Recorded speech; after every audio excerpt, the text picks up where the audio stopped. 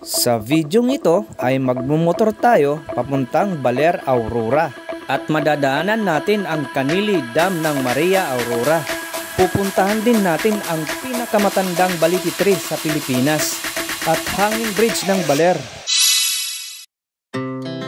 Our hearts beat to the city streets. We began to feel the fire. We rise like tall buildings as the chemicals that take us higher. The night's young, it has just begun as she puts her hand in mine. Hello guys, good morning. Welcome back to my channel. At kasalukuyan nandito tayo sa may Pinagpaanan, Rizal, papunta ng Pantabangan. So uminto lang kami dito dahil napapagod na yung misis ko. At nagpalipad lang kami dito ng konti. Tingnan nyo guys, ang ganda ng sunrise, ang ganda ng araw. Wow, napakasarap magbiyahe pagka ganito. Ang vlog natin for today is pupunta tayo ng Baler. Ang sarap ng araw, ang ganda pa oh. We wanna chase the night, wanna dance to the light, pull the stars from the sky, just two hearts running wild. Never sleep, never stop, as we shout from the top. We're gonna be two hearts running wild.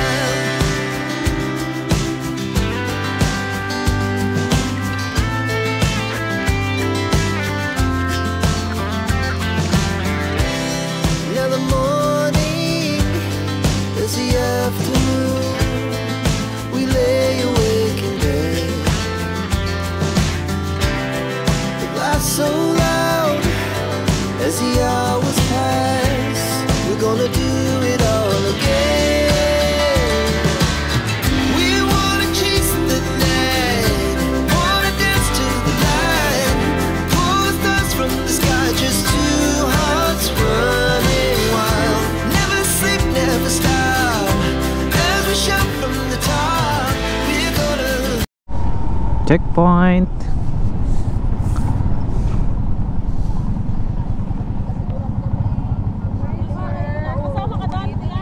Ha? Pampanga po. Apo. Hindi man po. Okay po. Cavite galing yung mga yun eh. Saan po galing sila? Cavite daw. 8 hours na silang nagbibiyak. Ang layo naman. Pupunta ng Aurora ay Baler. Isa lang yung ano namin, destinasyon. Ay, Baler din po kayo? Opo, ma'am. Ilang hours na kayo nagbibiyahe? Ha? Ilang hours na kayo nagbibiyahe? Mga ano na, 2 hours na. 2 hours pa. Oh, thank you. Kalahati. Oo. Salamat po. Thank you. Huwag ka nang upahan sa akin. Thank you.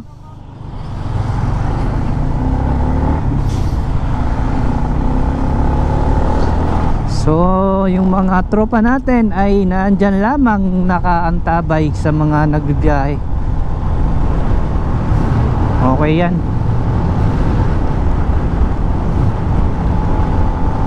So, may mga Cavite pa kasi sila eh. Dadaan sila ng Maynila. Mga 3 hours nila tatawirin yun hanggang Pampanga.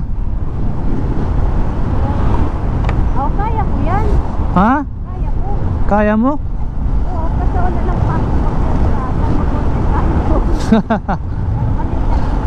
Oo.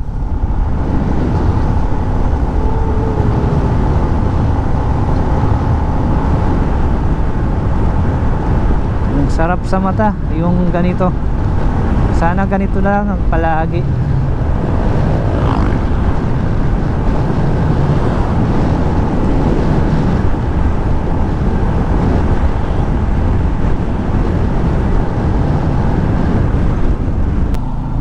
ganda ng simbahan dito guys, tingnan nyo.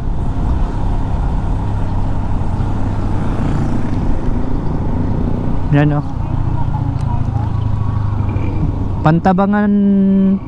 Pantabangan Road, Roman Catholic Church, Saint Joseph Husband Parish.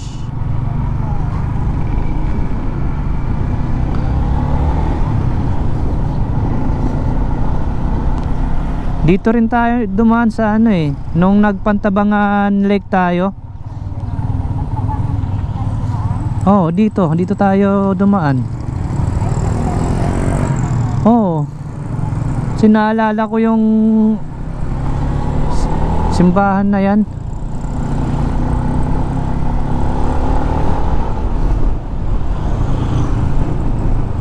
Parish of Lord of Nazarene, simbahan na naman.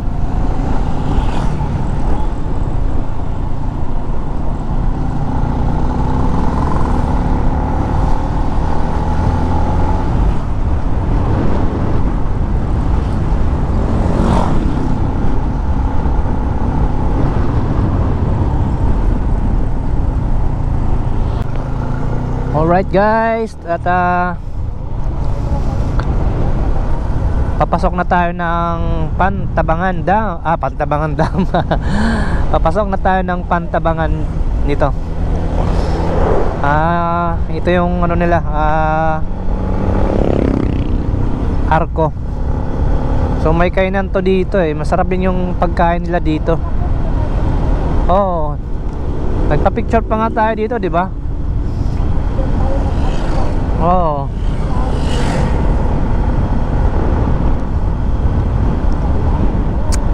Thank you. Come again, Pantabangan.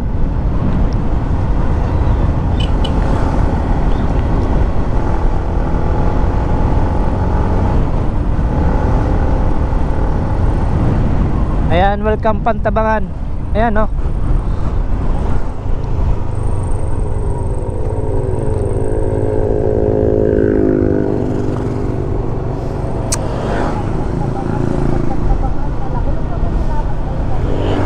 Welcome Pantabangan. Welcome Pantabangan guys.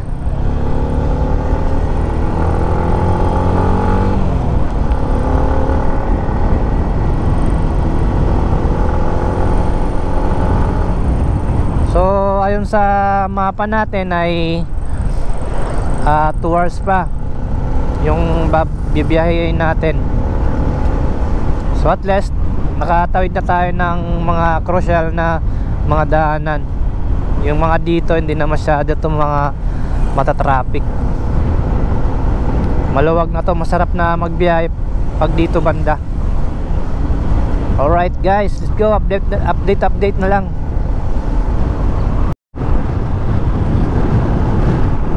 Ganda oh.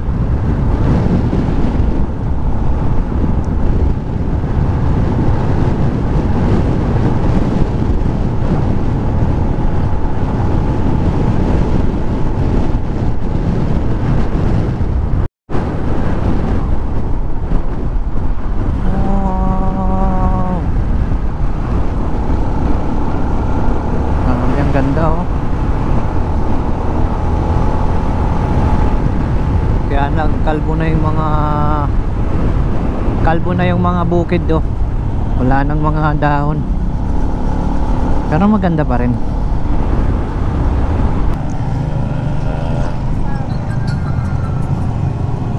So nasa Pantabangan na po tayo mga kaibigan.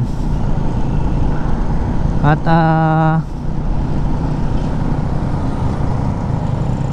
may 1 oras pa, mahigit 1 oras kalahati, 1 hour and 40 minutes pa ang ating biyahe.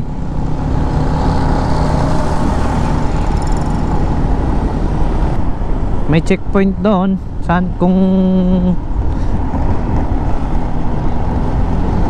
pero hindi naman sila nang harang. Siguro tapos na. Welcome to Pantabangan. Shout out po sa inyo. Uy, tubig sana doon no. mag-refill tayo ng tubig.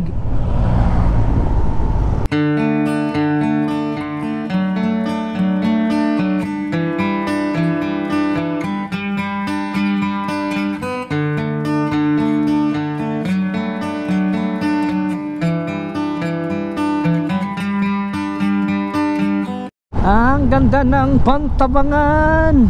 Grabe. Kaya lang nagda-dry na yung ano, yung mga puno. Pag mga ganito summer season ay mga ganitong itsura yung mga puno dito. Tagtuyot. So ayun, dito yung papuntang Lake Farm. Kakaliwa ka. Yan o, yung kumaliwa dyan na kotse. Dyan, Lake Farm. Maganda rin dyan guys. Napuntahan ko na rin yan. Napakaganda, sulit. Ang ganda dyan. Pero ngayon ay Baler na naman tayo. At pasyalan natin ang Baler. Napakaganda rin ng Baler, mga kaibigan. Alright, let's go. Grabe talagang ganda.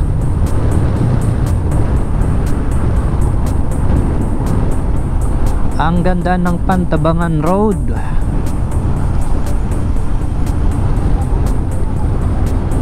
Ay, Lord, thank you. Sorry guys, at naantok na mi.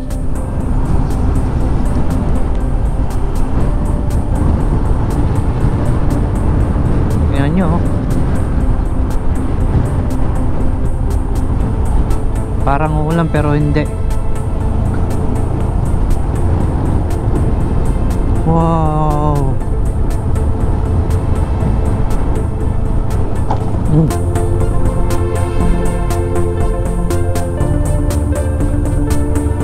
Grabing slope oh.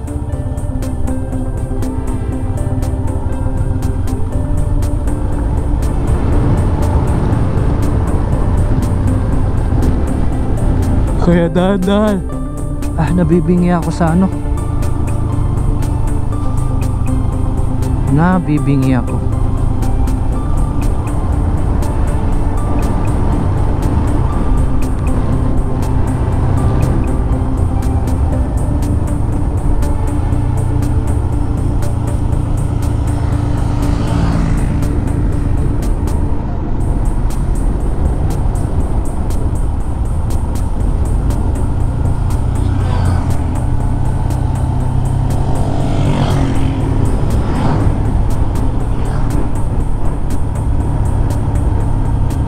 Pababa. Engine brake ang gamit ko ngayon. Mga dahan-dahan lang kasi hindi natin kabisado pa yung mga daan.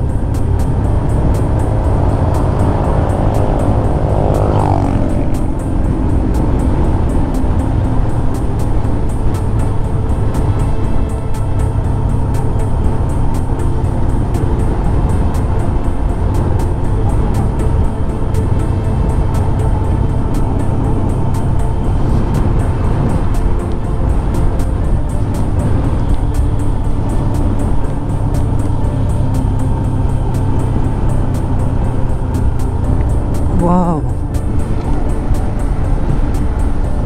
ang ganda dito.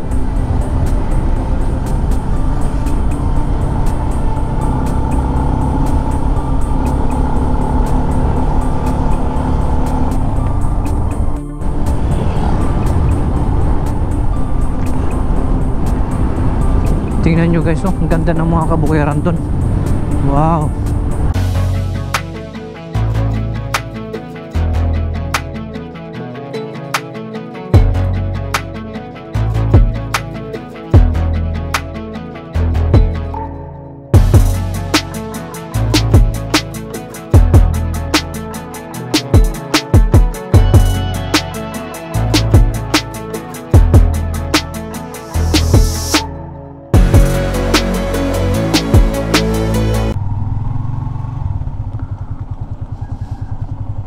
Welcome Aurora. Tignan na muna natin dito So guys, nakarating din tayo dito sa may arc ng Aurora.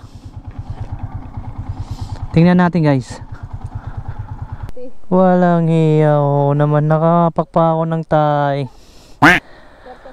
So ayun guys, welcome to Aurora. At tingnan ko lang dito, magpapapicture lang ako dito. Wow, look at that.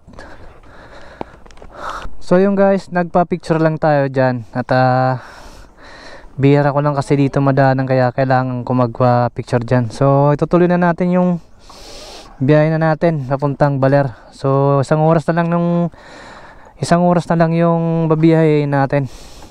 So let's go.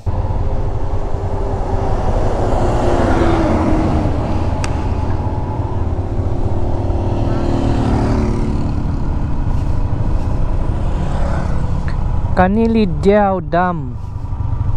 So dadaan tayo dito sa, tama ba?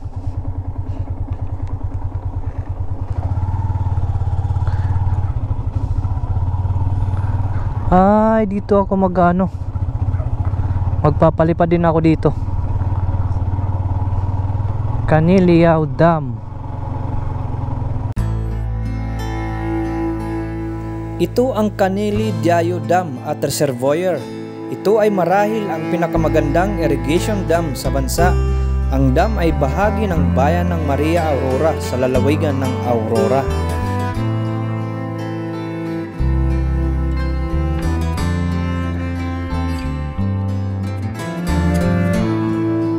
Ang apat na dekada na Kanili at Diao Dam ay isang tributary ng Pantabangan Dam na nagdidilig sa mahigit 100,000 hektarya ng mga bukirin sa gitnang Luzon, partikular sa mga lalawigan ng Pampanga, Nueva Ecija, Tarlac at Bulacan.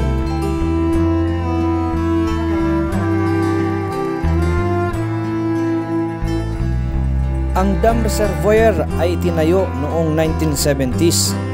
Ang earth dike ng dam ay bahagi ng Pantabangan, Kanili, Basal, Baler Road. Ang bypass road na ito ay original na isang 2-lane na kalsada, ngunit ngayon ay limitado ang pag-access sa isang sasakyan sa isang pagkakataon upang mabawasan ang vibration sa earthfill dam wall at protektahan ang dam mula sa pagkasira. Ang direksyon ng daloy ay depende sa kung sino ang unang lumapit sa kabilang dulo sa kalsada. Upang maiwasan ang bilis ng takbo, ilang mga umbok din ang inilagay sa kalsada.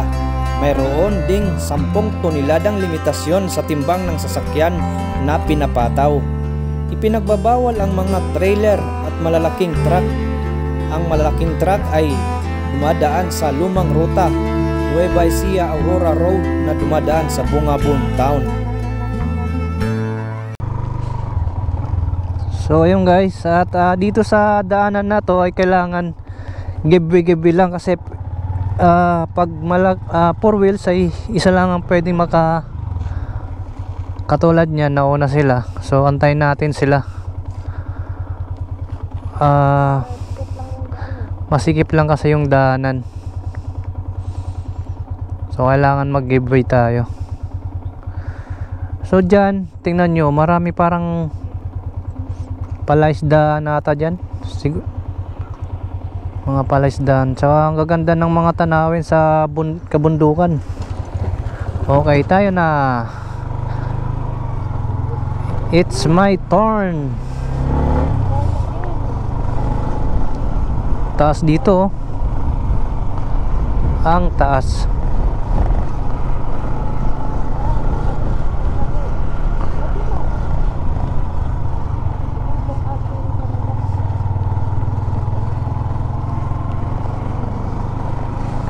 So ang ganda guys dito.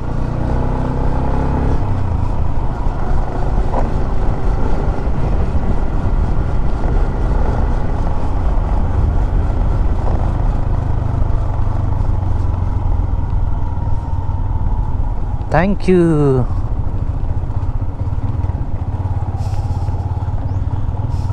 Ay, mga kaano natin, mga kabaro.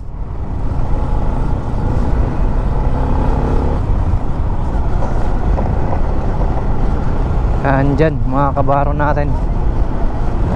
Ha? Hindi niya siguro. Bawal talaga dito magsabay. Oo, kasi masikip eh.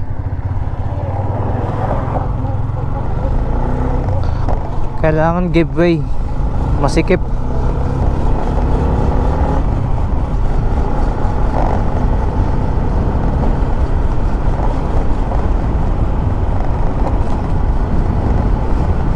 Isa pala itong dam dito. Dam ng Maria Aurora.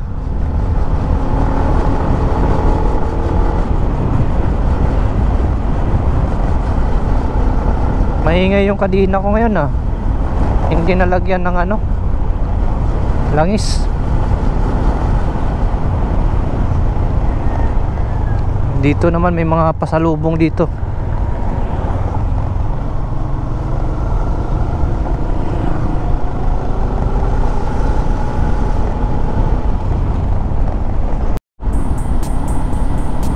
Ang ganda ng daan dito sa Maria Aurora. Tingnan nyo guys, wow.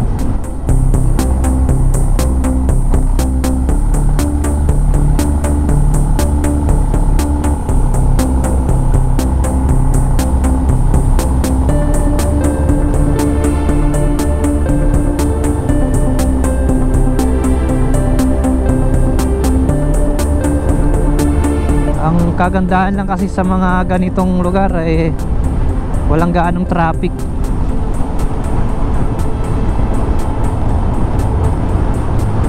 Sarap magbiyahe pag mga ganito.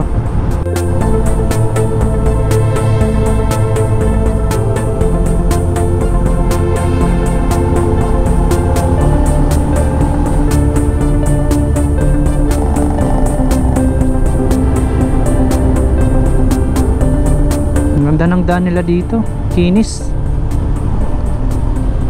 Parang sa Bataan. Ganun, ganyan din.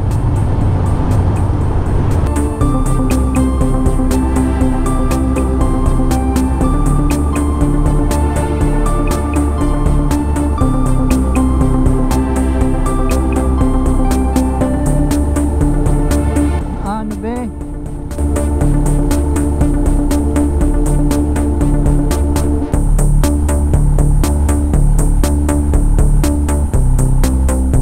Kaya pa, mut-mut, kaya pa. Wala, hindi na makaakyat si mut-mut ko.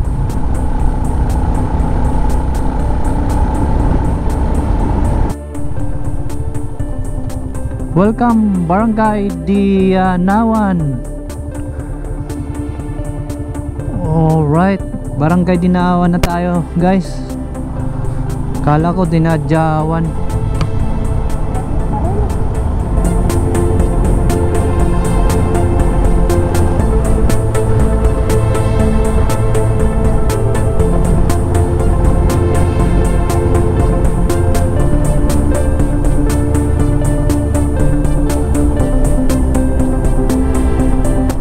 So meron pa tayong 45 minutes para makarating doon sa Baler.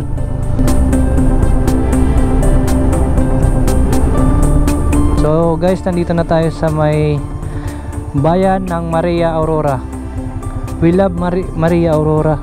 So ayun sa mapa, pinapadiretso lang tayo dito eh. Alright.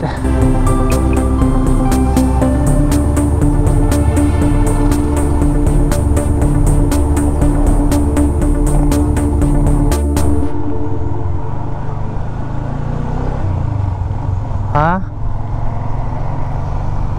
Dito yun yung Balete, pinakamalaki. So guys, nandito tayo sa Balete 3, the Millennial Tree, kung ibig sabihin nila yan dito. Kaya lang nabali siya oh. So hello guys, nandito na tayo sa may Millennium Tree, sa may Baler Aurora. So as you can see guys, napaka taas niya. So tingnan nyo. Millennium Tree, the enchanting Balete tree in Maria Aurora, the oldest and the biggest in Asia. So ayan guys.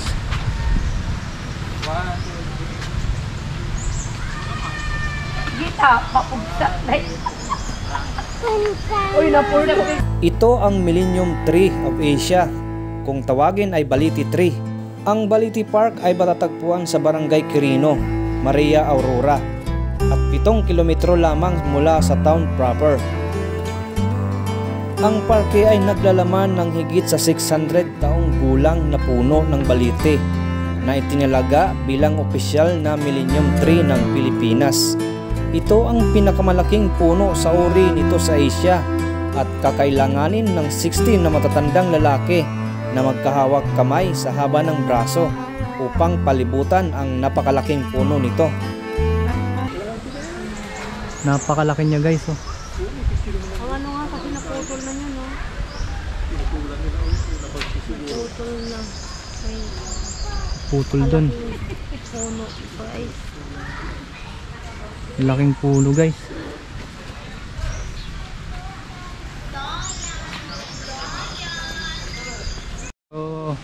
So yun guys, may mga babala or paunawa na ang sinasabi dito na maaaring akyatin ang balete ng 3 metro. Mahigpit na ipinagbabawal ang pag-akyat sa puno sa takdang limitasyon. Salamat po. So ayun, papasok tayo niyan dyan. So ayun guys, at kung pupunta kayo dito sa Baler ay highly recommended ko itong Balete Tree dito kasi marami talagang naghuhumaling na pumunta dito ng mga turista. So yung next destination natin ay papuntang Ampere Rock Formation doon sa may baybay ng dagat. So 31 minutes siya. Okay, let's go. Wow, ang ganda dito, oh. Diyan, oh, ang ganda dyan. Ang ganda dyan, grabe naman.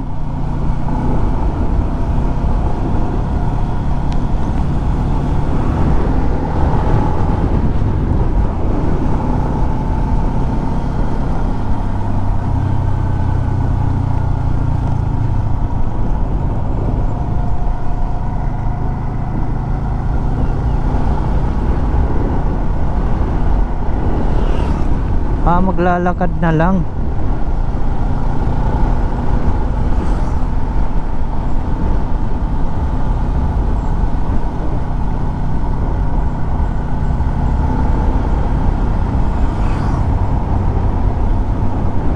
Maraming ano dito na mga mga riders. Mga riders daming pumupunta dito. Tingnan mo, wow. I love Amper, Barangay Kupa, Dipakulaw, Aurora.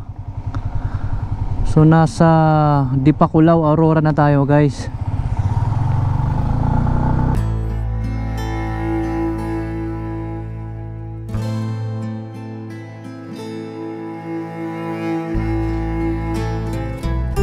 Ito ang Amper Beach ng Dipakulaw, Aurora.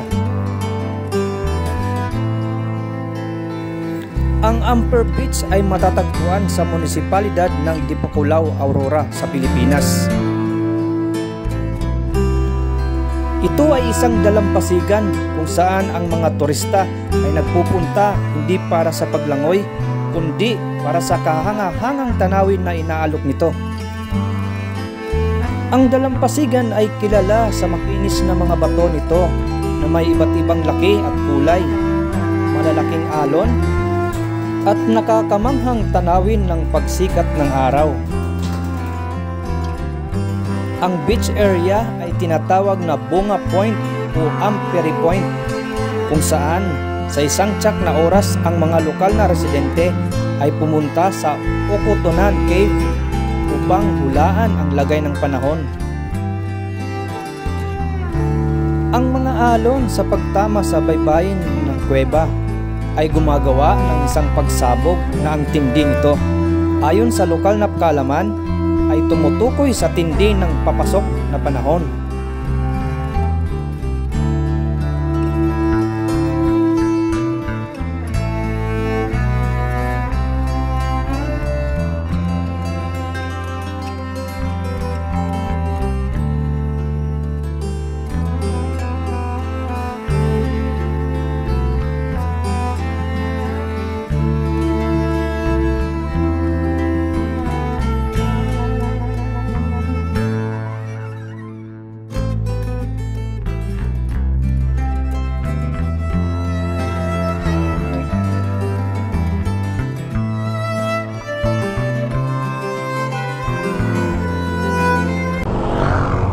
Yan o.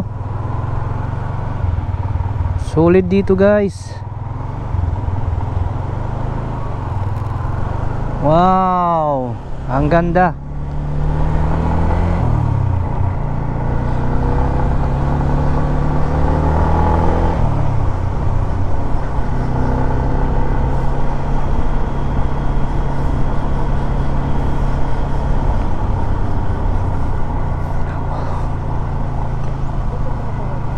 Oo, dyan.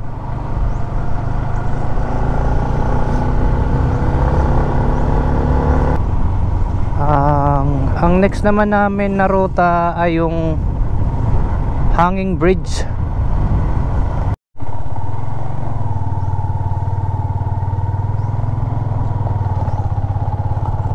Yan yung Hanging Bridge.